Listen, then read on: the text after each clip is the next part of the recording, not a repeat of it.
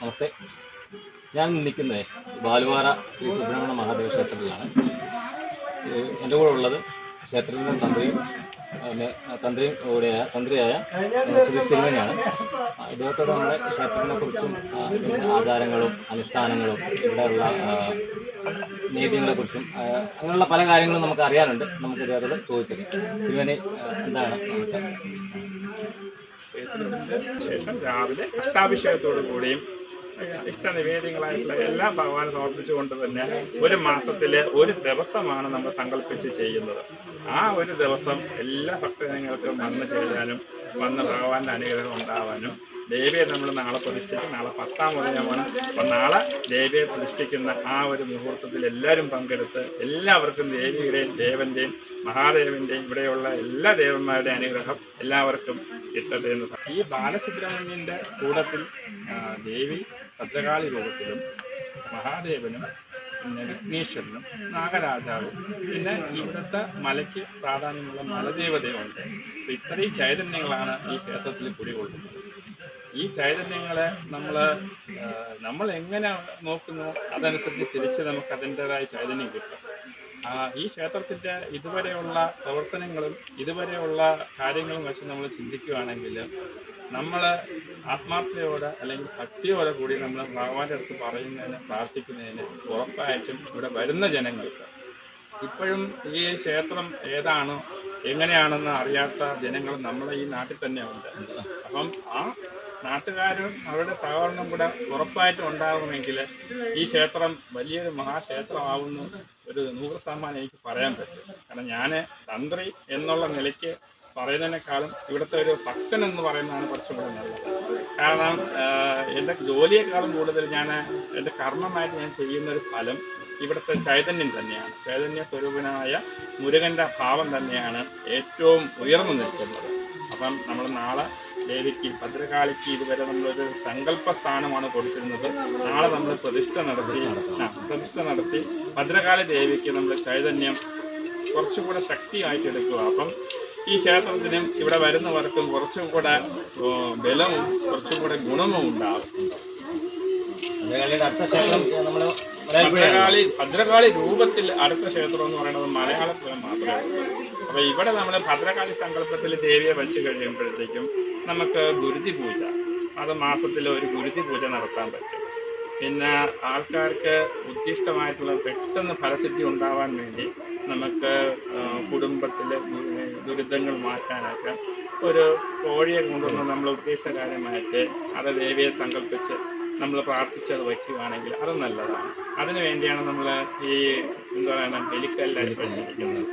അപ്പം നമ്മളെ ദോഷങ്ങൾ നമുക്കുണ്ടാകുന്ന ശത്രുദോഷങ്ങളും ഗ്രഹദോഷങ്ങളും മറ്റും മാറാനായിട്ട് നമ്മുടെ ഒരു നേർച്ചയായിട്ട് സങ്കല്പിച്ചു. ഇപ്പം ഇവിടെ ഈ മലയിലുള്ള ആൾക്കാർക്ക് എന്തെങ്കിലും ഒരു കാര്യമുണ്ടെങ്കിൽ ഒന്നീ മലയാളപ്പുഴ അല്ലെങ്കിൽ വള്ളിയങ്കാവ് ക്ഷേത്രത്തിലാണ് പോകുന്നത്.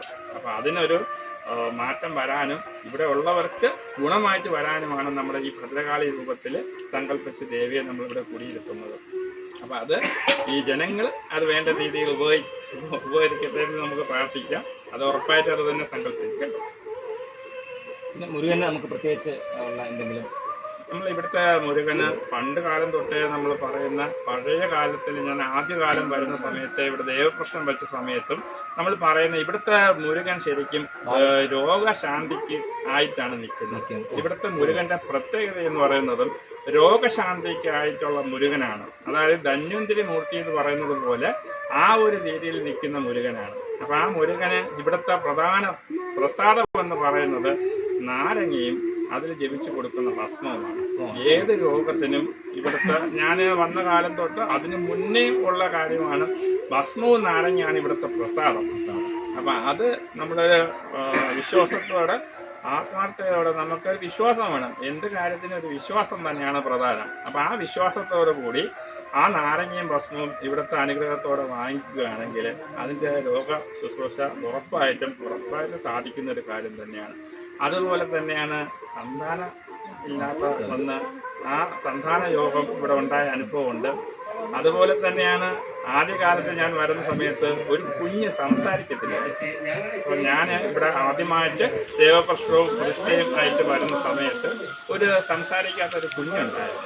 അപ്പോൾ ആ കുഞ്ഞ് ഇവിടെ വന്ന് ആദ്യകാലത്ത് വന്ന് 3 വർഷം കഴിഞ്ഞപ്പോൾ ആ കുഞ്ഞ് നല്ല രീതിയിൽ സംസാരിക്കാൻ സംസാരിച്ചു. അപ്പോൾ അതും ഇവിടുത്തെ ഭഗവാന്റെ ഒരു തന്നെയാണ്. പിന്നെ ഒരു ക്ഷേത്രം കൊണ്ടുപോകുന്നതിൻ്റെ ഒരു ചുമതല ക്ഷേത്ര ഭരണസമിതിക്കാണ്.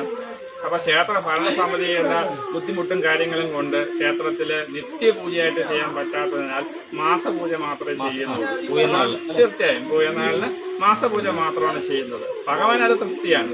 അപ്പോൾ ആ ഒരു ഒറ്റ ദിവസത്തെ പൂജയാണെങ്കിലും അതെല്ലാവരുടെയും സഹായത്തോടെയും സഹകരണത്തോടെയും ചെയ്യാൻ പറ്റിക്കഴിഞ്ഞാൽ ഈ ദേശത്തിനും ഈ നാടിനും എല്ലാവർക്കും അനുഗ്രഹം ഉണ്ടാകുന്ന ഒരു ക്ഷേത്രം തന്നെയായിരിക്കും ഈ വാലുപാറ സുബ്രഹ്മണ്യ മഹാദേവ ക്ഷേത്രം. അതായത് മഹാദേവൻ എന്ന് പറയുന്ന ആളുടെ മക്കളാണ് ഗണപതി സുബ്രഹ്മണ്യനാണ്. അപ്പം ദേവി ഈ മക്കളും ഭർത്താവും ഉള്ളിടത്ത് ദേവി ഒന്നേ പറ്റും. അപ്പം ദേവിയും അവിടെ വന്ന് കുടിയിരുന്നു. ഇവിടെ ഒരു ചെമ്പകം ഉണ്ടായിരുന്നു. അത് ആരും നട്ടതില്ല, തനിയെ വന്നതാണ്. അപ്പം പ്രതിഷ്ഠ ആ ആദ്യകാലത്ത് ഞാൻ വരുന്ന സമയത്ത് ആ ചെമ്പകത്തിന്റെ മൂട്ടിലാണ് ദേവിയുടെ സാന്നിധ്യം ഉണ്ടായിരുന്നത്. ചെമ്പകം നിന്നിരുന്നത്. അപ്പം നമ്മുടെ ആ ക്ഷേത്ര പുനരുദ്ധാരണം വന്നപ്പം ആ ചെമ്പകം മാറ്റേണ്ടി വന്നു. ആ ചെമ്പകം മാറിയെങ്കിലും നമ്മുടെ ആലിന്റെ മൂട്ടിലായിരുന്നു പിന്നീട് ദേവിക്ക് സ്ഥാനം ഉണ്ടായിരുന്നത്. അപ്പം ആലിന്റെ മൂട്ടിൽ നിന്ന് നമ്മൾ സ്ഥാനം മാറ്റാനുള്ള പ്രധാന കാരണവും സുബ്രഹ്മണ്യ സ്വാമിയെ തൊഴുമ്പോൾ ദേവിയെ നമ്മൾ പിറന്തിരിഞ്ഞ് മറഞ്ഞു പോവുകയാണ്. അപ്പം ദേവിയെ തൊഴുമ്പോൾ സുബ്രഹ്മണ്യനും മറഞ്ഞു പോവുക. നമ്മുടെ സ്ഥലപരിമിതികളും ആ സാഹചര്യങ്ങളും കൊണ്ട് നമ്മൾ അങ്ങനെ ചെയ്തെങ്കിലും ഈശ്വര കടാക്ഷത്തിൽ തന്നെ ഇപ്പം നല്ല രീതിയിൽ മുന്നോട്ട് കൊണ്ടുപോകാനായിട്ട് പറ്റിയിട്ടുണ്ട്. എല്ലാ നാട്ടുകാരുടെയും സഹകരണം തന്നെയാണ് ഏറ്റവും പ്രധാനം. പിന്നെ ഏറ്റവും വലിയൊരു സത്യമായിട്ടുള്ളൊരു കാര്യമെന്ന് വെച്ച് കഴിഞ്ഞാൽ ഈശ്വരൻ, അതായത് സുബ്രഹ്മണ്യൻ എന്ന സ്വാമിയെ നമ്മൾ ആത്മാർത്ഥമായിട്ട് നമ്മൾ വിളിക്കുക, സേവിക്കുകയാണെങ്കിൽ ഇവിടുത്തെ ചൈതന്യം നമ്മുടെ കൂടെ ഉണ്ടാകും. പല അനുഭവങ്ങളും പലർക്കും ഉണ്ടായിട്ടുണ്ട്. ഇത് എന്താ പറയുക, ഞാനൊരു പരസ്യമായിട്ട് പറയുന്നതല്ല, വിശ്വസിക്കുന്നവർക്ക് ഉറപ്പായിട്ടും ഈ അമ്പലം കൊണ്ട് ഗുണമാണെന്നുള്ള ഉറപ്പായിട്ടും മാസത്തിലെ ഒന്നേ ഉള്ളൂ. ഈ ക്ഷേത്രവുമായി ബന്ധപ്പെട്ട് അതായത് നമുക്ക് ഓരോരോ അനുഭവങ്ങളുണ്ടല്ലോ, അതേപ്പറ്റി എന്തെങ്കിലും ഒന്ന് പറയാൻ പറ്റുമോ? അനുഭവം പറയുകയാണെങ്കിൽ എൻ്റെ ഒരു അനുഭവം പറയുകയാണെങ്കിൽ പേഴ്സണലായിട്ട് പറയുകയാണെങ്കിൽ പിന്നെ എനിക്ക് കല്യാണം കഴിഞ്ഞ് 3 വർഷമായിട്ട് കുട്ടികളൊന്നും ഇല്ലായിരുന്നു. അപ്പം അതിന് ചികിത്സയ്ക്കൊക്കെ പോയി. അപ്പം അതിനായിട്ടുള്ള കാര്യങ്ങളൊന്നും നടന്നില്ല. പിന്നെ ഇവിടുത്തെ ഭരണം ഏറ്റെടുത്ത് ഇവിടെ വന്ന് ഭഗവാനോട് പിന്നെ നമ്മൾ പ്രാർത്ഥിച്ചു. കണ്ണീരൊഴുക്കി തന്നെ പ്രാർത്ഥിച്ചു. അതായത് ഒരു കുഞ്ഞിന് വേണ്ടി, അതായത് ഭഗവാന്റെ തിരുമുമ്പിൽ ഒരു കുഞ്ഞിന് വേണ്ടി നമ്മൾ യാചിച്ചു. ഞാൻ ഇത് തുറന്ന് ആ മാസം പ്രാർത്ഥിച്ചു. പിറ്റേ മാസം ഈ തുറക്കുന്ന സമയത്ത് തന്നെ അതിനുള്ള പ്രഗ്നന്റ് ആയി കിട്ടി. ഭാഗ്യം, ദൈവഭാഗ്യം. ഒരു കുഞ്ഞിനെ പ്രാർത്ഥിച്ചു, രണ്ടുപേരെ കിട്ടി. അതാണ് സാക്ഷാൽ സുബ്രഹ്മണ്യം സ്വാമി. ആണിനെയും പെണ്ണിനെയും കിട്ടി. ഇതിൽ കൂടുതൽ അനുഭവം വേറെ ഒന്നും വേണ്ട. എനിക്ക് അനുഭവം വേറെ ഇതിൽ കൂടുതൽ ഒന്നും വേണ്ട. ഓക്കെ. ഇപ്പം മോനെ എവിടെയാ? യു കെയിലാണ് ഇപ്പം. പ്രിയപ്പെട്ടവരെ, ഈ അച്ഛൻ്റെ മോനാണ് അനുഗ്രഹം കിട്ടിയത്. അപ്പോൾ അദ്ദേഹം കാരണം പ്രധാനമൊക്കെ ഇപ്പം കമ്മിറ്റിക്കാരാണ് നടത്തിക്കൊണ്ടിരിക്കുന്നത്. ഒരുപാട് സന്തോഷം. അതായത് ഭാഗ്യമല്ലേ, ദൈവഭാഗ്യം കിട്ടുക എന്ന് പറഞ്ഞാൽ പ്രത്യേക ലോകത്തിലേക്ക് ഏറ്റവും വലിയ ഭാഗ്യമല്ലേ അത്.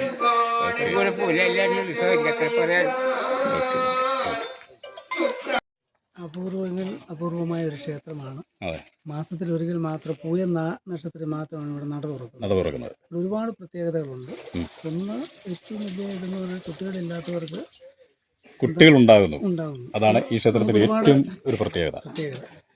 അതുപോലെ തന്നെ ഇവിടെ നമുക്ക് വഴിപാടുകളെന്ന് പറഞ്ഞാൽ എല്ലാം നല്ല ഈ മറ്റുള്ള ക്ഷേത്രങ്ങളെ പോലെയല്ല, സുബ്രഹ്മണ്യനാണ് മെയിൻ ദേവൻ. അദ്ദേഹത്തിന് ഏറ്റവും വലിയ വഴിപാട് തേനും തിനയുമാണ് ഇവിടുത്തെ നല്ലൊരു വഴിപാട്. അതുപോലെ തട്ടപൂജ എല്ലാവർക്കും തട്ടപൂജ. അതുപോലെ ഭദ്രകാളിയാണ്. ഭദ്രകാളിക്ക് കോഴി നേർച്ചയുണ്ട്. അതുപോലെ ഒരുപാട് പ്രത്യേകതകളുള്ള ഒരു ക്ഷേത്രമാണ്. പ്രിയപ്പെട്ടവരെ, ഈ ക്ഷേത്രത്തിന്റെ രക്ഷാധികാരിയാണ് അദ്ദേഹമാണ് ഇപ്പോൾ പറഞ്ഞത്. ക്ഷേത്രത്തിലെ പ്രധാനപ്പെട്ട വഴിപാടുകളിൽ ഒന്നാണ് ഇപ്പോൾ. ഈ ക്ഷേത്രത്തിന്റെ ഭാരവാഹി ക്ഷേത്രത്തിലെ കമ്മിറ്റി അംഗമാണ്. ഒരു 40 വർഷം മുമ്പ് ഇവിടെ ഉള്ളൊരു പയ്യന് ഒരു വലിയൊരു സേവയായിട്ട് കിട്ടിയതാണ്. അത് മുതൽ ഈ അമ്പലത്തിലെ സന്നിധികാനായിരുന്നു ഞാൻ. അന്ന് മുതലുണ്ട്. അന്ന് മുതലുണ്ട്. ഓക്കെ. അപ്പോൾ എന്നെ സംബന്ധിച്ച് പറഞ്ഞാൽ നമ്മൾ ഇന്ന് എന്തൊരു കാര്യം ഭഗവാന്റെ മുമ്പിൽ വന്ന് തൊഴുത് പ്രാർത്ഥിച്ചാൽ ഉറപ്പായിട്ടും ആ കാര്യം വരും. സങ്കടം കൊണ്ടാണ് കണ്ണു വരാൻ. മനസ്സിലാവും. എൻ്റെ ഈ 2 കാലിൻ്റെയും മുട്ട് എൻ്റെ തേയ്മാനമായിട്ട് 6 മാസം ഒരു കിടക്കയിൽ തന്നെ കിടന്നു. ഒരു കിടക്കൽ തന്നെ കിടന്നു. ഇപ്പോൾ ഭഗവാന്റെ അനുഗ്രഹം കൊണ്ട് ഇവിടെ എല്ലാ കാര്യത്തിനും വന്ന് സഹകരിക്കുന്നു. അതൊരു ഭഗവാന്റെ അനുഗ്രഹമാണ്. അതെ. അതുകൊണ്ട് നമുക്ക് വിശ്വസിച്ച് ആര് വന്ന് എന്തൊരു കാര്യം പറഞ്ഞാലും ഭഗവാൻ നടത്തി. പരീക്ഷിക്കാനായിട്ട് വരുന്നവർക്ക് അതിൻ്റെ ഫലം കൊടുക്കുകയും ഇന്നലെ കണ്ണുകളിലൂടെ ഭഗവാന്റെ മുമ്പിൽ ആര് പ്രാർത്ഥിച്ചാലും ഉറപ്പായിട്ട് ഫലം സുനിശ്ചിതമാണ്. അതുപോലെ തന്നെ സുഖത്തോട്ടിൽ നിന്ന് വിഷ്ണു പറഞ്ഞതുപോലെ സുഖത്തോട്ടിൽ നിന്നൊരു കുടുംബം ഇവിടെ വന്നായിരുന്നു. അവർക്ക് കുട്ടികളില്ലായിരുന്നു. ഇവിടെ വന്ന് പ്രാർത്ഥിച്ചു. അതിൻ്റെ ഫലമായിട്ട് അവർക്കും കുഞ്ഞുങ്ങളുണ്ടായി. അതുപോലെ അത്ഭുതങ്ങളാണ് ഭഗവാൻ പ്രവർത്തിക്കുന്നത്. നമ്മുടെ എല്ലാ മാസവും പൂജ മഹോത്സവത്തിനാണ് ഭഗവാന്റെ തിരുനട തുറന്ന് പൂജ നടത്തുന്നത്. ഇവിടുത്തെ തന്ത്രി ആങ്ങോടിയിലെ അമ്പലത്തിലെ പൂജയാണ് സുധീഷ് തിരുമേനി. പുള്ളിയുടെ കാരുണ്യം കൊണ്ടും പുള്ളിയുടെ സഹായം കൊണ്ടും നാട്ടുകാരുടെ ആത്മാർത്ഥമായ സഹകരണം നമ്മളൊക്കെ ഉദ്ദേശിച്ചാൽ ഭംഗിയായിട്ട് കാര്യങ്ങൾ പോകുന്നുണ്ട്. ഞാനിവിടെ ആദ്യം വരുന്ന സഹകരിക്കുമ്പോൾ ചെറിയൊരു കുടിലായിരുന്നു. അതിൽ നിന്ന് ഇങ്ങനെ വളർന്നു വന്ന് ഇടക്കാലം കൊണ്ട് ഇതങ്ങ് നിന്നുപോയി. അതിൻ്റെതായ അനിഷ്ടങ്ങൾ എല്ലാ നാട്ടുകാർക്കും ഉണ്ടായി. വീണ്ടും ഒരു കുടുംബക്കാരെ കൊണ്ടൊരു അമ്പലം പോയി മുന്നോട്ട് കൊണ്ടുപോകാൻ പറ്റത്തില്ല. കാരണം അതിന് ഒരുപാട് ബാധ്യതകളും സാമ്പത്തിക ഇതാണ്. അങ്ങനെ വന്നു കഴിഞ്ഞപ്പോൾ കുടുംബക്കാരാലോചിച്ചിട്ട് നാട്ടുകാർക്ക് അമ്പലം എഴുതി പോകും. അങ്ങനെ ഇപ്പം നാട്ടുകാർ പ്രവർത്തിച്ച് നല്ല രീതിയിൽ ഇപ്പം നമുക്ക് കാണാമല്ലോ. ഇവിടെ ഒരുപാട് മാറ്റങ്ങൾ ഇനിയും ഒരുപാട് ഉയരട്ടെ. അതിന് ഭഗവാന്റെ അനുഗ്രഹം ഉണ്ടാവും. വിശ്വസിച്ച് പ്രാർത്ഥിച്ചാൽ ഭഗവാൻ വെളിപ്പുറത്താണ്. അമ്മേ നമസ്കാരമുണ്ട്. ഈ ക്ഷേത്രത്തെ പറ്റി അറിയാനൊക്കെ എത്തിയാണ്. എന്തും രണ്ടുപേർക്ക് സംസാരിക്കാൻ. ഈ ക്ഷേത്രം ആദ്യം ഒരു ക്ഷേത്രമല്ലായിരുന്നു. ഈ എൻ്റെ അനിയന്റെ മോനാണ് അനുഗ്രഹം കിട്ടിയത് അല്ലേ? ഓക്കെ. പിന്നാണ് അങ്ങനെ തുടർച്ചയായിട്ട് വന്ന് അവൻ വേറെ ജോലിക്കൊക്കെ അങ്ങ് പോയി. ഇത് കുറച്ച് നാളത്തേക്ക് അങ്ങ് നിന്നുപോയി. അതിൻ്റെ അനുഭവം ഇവിടെ ഉള്ളവർക്കെല്ലാം ഉണ്ടായി. പിന്നെ ഇത് പുനരുദ്ധരിച്ച് കൊണ്ടുവന്നു. ഇത്രത്തോളമായി നാട്ടുകാരുടെയും വീട്ടുകാരുടെയും എല്ലാവരുടെയും സഹകരണം കൊണ്ട് ക്ഷേത്രം വീണ്ടും നല്ല രീതിയിലായി പ്രവർത്തിച്ച് മുമ്പോട്ട് വരികയാണ്. കാരണം ഇവിടെ പ്രത്യേകിച്ച് ആൾക്കാർക്ക് വാക്കുകൾ പറയാനില്ല. ഈ വാക്കുകൾ പറയുന്നതിന് മുമ്പ് തന്നെ സന്തോഷം കൊണ്ടാണോ അതാണ് എല്ലാവരും സംസാരിക്കുമ്പോൾ തന്നെ നിറ കണ്ണുകളോടാണ്. കാരണം അവർക്ക് അത്രയധികം വികാര ഇതാണ്. കൃത്യമായ രീതിയിലുള്ള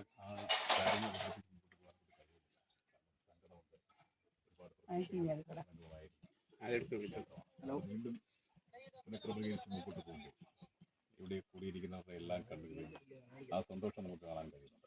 അതുപോലെ തന്നെ പ്രവർത്തിച്ച് എല്ലാവരുടെയും നാട്ടുകാരുടെയൊക്കെ സഹകരണം കൊണ്ട് നല്ല രീതിയിൽ പ്രവർത്തിച്ചു പോരുന്നു.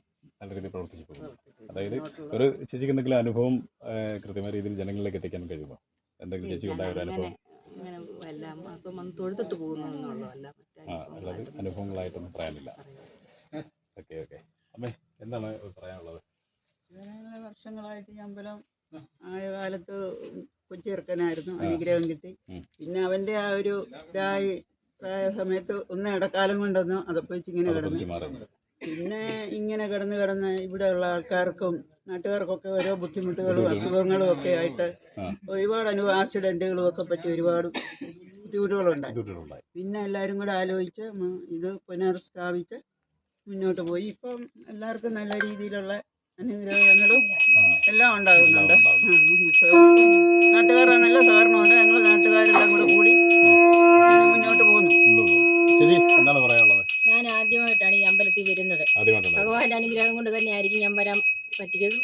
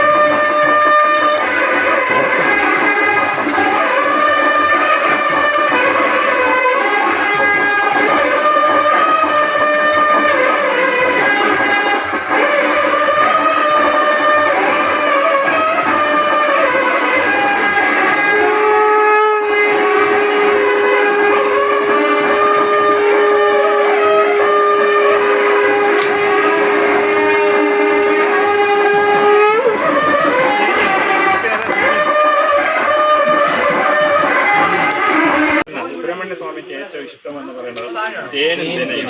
അതിനെക്കുറിച്ച് ഞങ്ങൾ കേട്ടായിരുന്നു ഇടയ്ക്ക്. ശരി, തേനും തിനയും കൊടുക്കുന്നതിൻ്റെ ഏറ്റവും വലിയൊരു ഫലം എന്ന് പറഞ്ഞാൽ ഈ പഠിക്കുന്ന കുഞ്ഞുങ്ങളാണ് തേനും തിനയും കൊടുക്കുന്നതെങ്കിൽ അവർക്ക് വിജയിക്കും, അതിനൊക്കെ നല്ല ഐശ്വര്യം ഉണ്ടാകുന്ന ഒരു കാര്യമാണ് തേനും തിനയും എന്ന് പറയുന്നത്.